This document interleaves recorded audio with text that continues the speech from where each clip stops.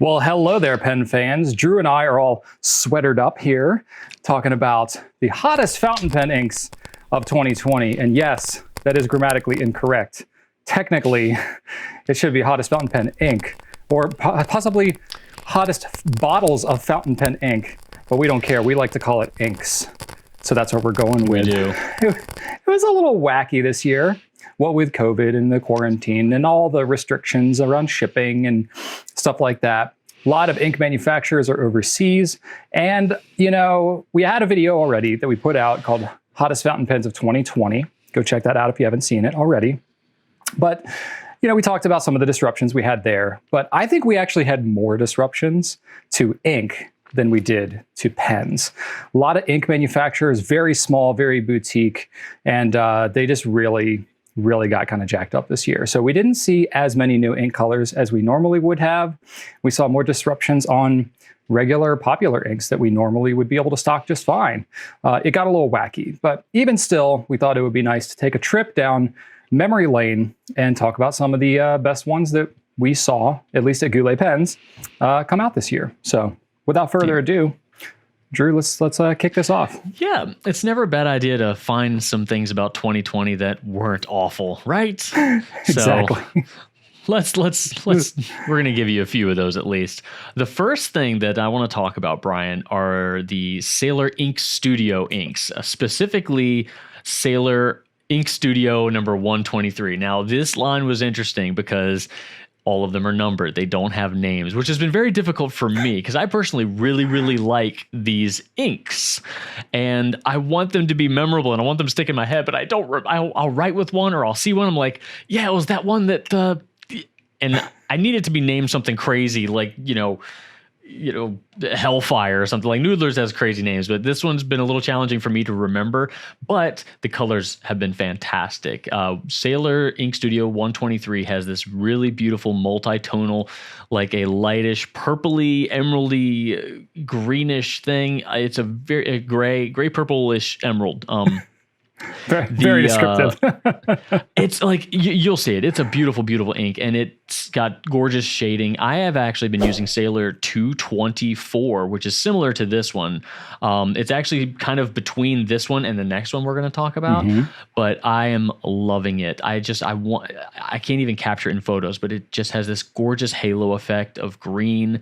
It's really unlike anything I've written with. Which, you know, after so many years writing with fountain pens, it's really exciting to get something totally new and fresh. So I really like this one. And I think there's a theme of that, especially, you know, in the last couple of years, but really this year especially, a theme of like whether it's shimmering stuff or multi-tonal inks, high shading, you know, just inks that just do different stuff that really stand out. That definitely is the theme throughout some of the hottest ones of this year. And 123 really represents that. And the Ink Studio inks overall are smaller bottles, you know, so they do fall into kind of that boutique-y category, but the reception's been really good and they're fun to write with. They're just plain fun. Yeah, the bottles are kind of small. They're 20 ml bottles, you know, $18 each. So it's definitely kind of in more of that premium range. But, you know, we have samples of them and for those that I know that have used them, they really like them. So nice, like well-performing inks. They don't really clog up your pens or anything. They're pretty easy to maintain. No like water-resistant properties or anything like that. It's just a pure kind of enjoyable fountain pen ink. So no wonder that these are, you know, topping on the list. All right, next we have another Sailor ink. I mean, Sailor was a huge brand for us this year. The Ink Studio we just mentioned was actually new to the US as a whole, and we just kind of got to be a part of that, of launching it. One that wasn't as new, but was certainly new to us, was the Sailor Manyo series of ink. And we actually have two inks on this list that are part of that. The first one being Haha. So Haha has been by far the standout Sailor ink, probably of all the Sailor inks that we've had, of all the different series, because we've had several. This is another multi-tonal. It's actually not that different than the Studio 123. It's another gray with some teal and purple. This one you get a lot of shading, so it's probably a little less saturated of a color than 123. it's very kind of watery in its appearance, which is not everybody's jam. But I think the multitonal nature of it just really jumps out at people. And this Manyo series, it's part of a flower series, and I got a little bit of facts that I can't remember, so I'm going to read it here. But it's based on popular flowers frequently mentioned in the Japanese Manyoshu. It's an anthology of compiled ancient poems.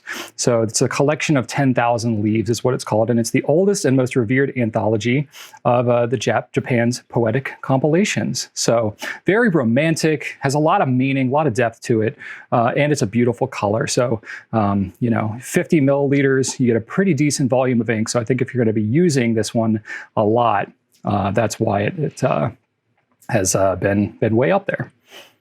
Yeah, and I will say that this does lay kind of in the lighter range of what we just saw with Sailor 123 in the Ink Studio line, and then in the 224, which is the one I'm using right now.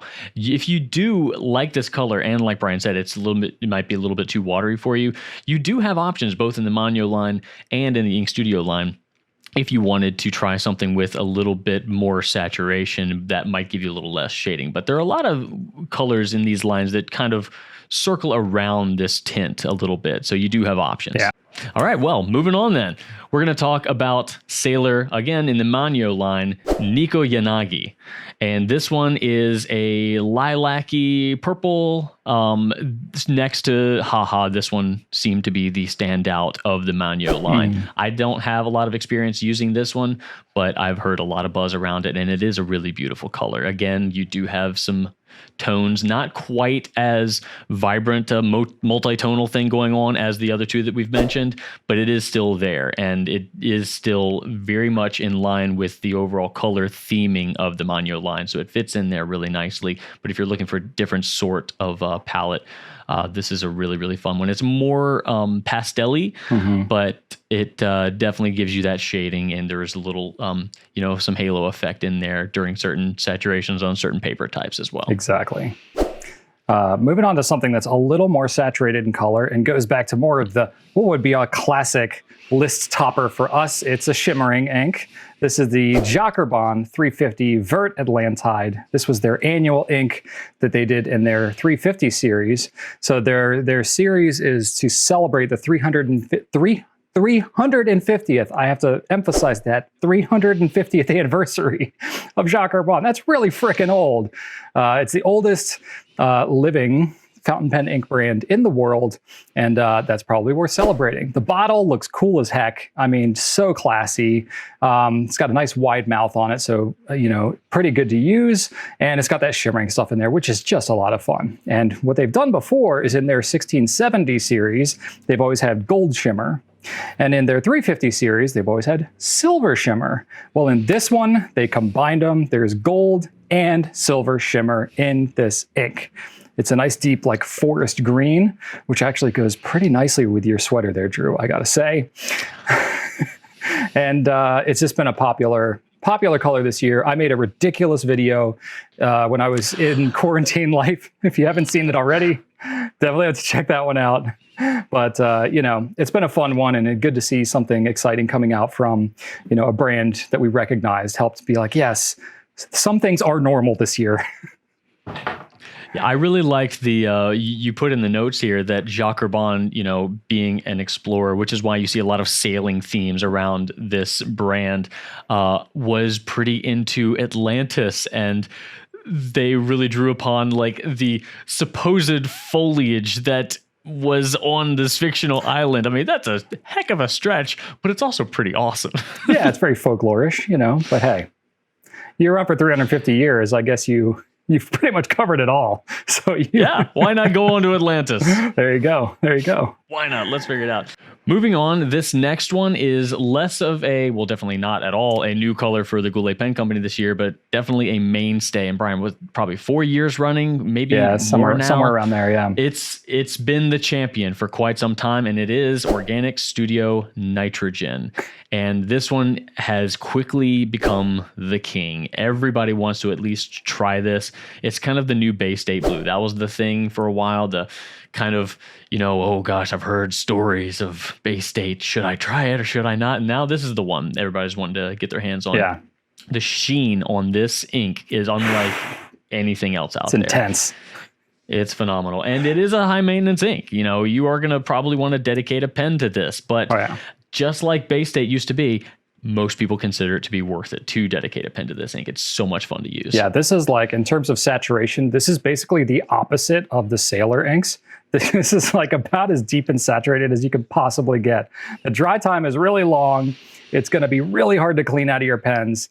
It smears forever. It seems like it never dries on the paper. You're going to get it on your fingers, and you're going to find it on your doorknob, on your pens, on your clothes, possibly. It sticks with you. It's got stickiness, but even still, people friggin' love it, and they keep on buying it. So it's definitely up there on the list. It was our number one selling ink for 2020. So, you know, what are you gonna do? It's got to be on the list. Yeah, we're working in the customer care department here at the company. If we get a pen back and we see that sheen on the feed, we're like, okay, I know what happened here. We know what was going on there. That's right. That's right. But it's so much fun to use, and it really pops in ways that most inks do not pop. Exactly. And it's a cheaper ink too. It's a more affordable. Oh yeah. $13 for 55 milliliters. It's not the nicest presentation, but it's practical. So what you're getting is a whole lot of ink that's going to end up a whole lot of places. Yeah, give it a shot. Buy a Preppy. Go nuts. Absolutely. And then to round out the list here, we have another ink that's not anywhere near a new release, but it was surprisingly popular. It was almost sold as much as nitrogen. I was really shocked when I actually pulled the numbers.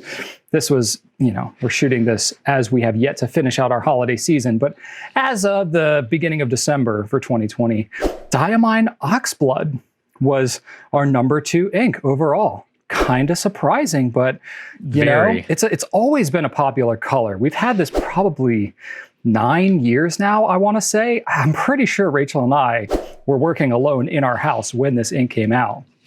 It wasn't like the original Diamine when we picked it up, but did I say Diamine or Diamine before? I think you said I flip and flop. Down. It's supposed to be Diamine, I think. I've said it wrong. I've said it wrong for years. But anyway, Diamine. So it's been a long time we've had this ink. To see it be this popular, I don't know why. I don't know why it's so popular right now, but it is. Go figure. I always thought of it as kind of the next best ink. There was Red Dragon, and then there was Oxblood, which are both great, but Oxblood always seemed to me as like that second best Diamine Red. But not this year. This year it's the king. I've always liked Red Dragon because it's a little brighter, it's a little punchier. The Oxblood's it slayed the dragon this year. It's darker. It's it's definitely saturated, but I think it's just an all-around well-performing ink. It definitely looks different enough. Maybe it's because it's just a little more like work safe. It's dark, but it's I was gonna say that. I was gonna say it's probably a little bit more versatile. Yeah, perhaps. I don't really know. We would love to know what you all think of this ink and all the other ones that we had on this list. Again, this year was a little wacky, but we still wanted to reflect a little bit and comment on some of these exciting inks that we saw this year. So we would love to hear what you think in the comments. Please please subscribe, share this video with others. Hope you enjoy this nice little reprieve as we're closing out the year and you're trying not to think about all the crazy things that have happened. At least we can entertain you a little bit with some crazy sweaters and some silly comments about ink. So you can learn more about all of these, as well as, well over 700 other ink colors that we have at gouletpens.com. You can get all the fun facts and figures. We have tons of other content as well. So be sure to check out our YouTube channel as you're bored on your winter breaks. We love spending time with you all. Thank you so much. Thanks for supporting Goulet Pens, and right on.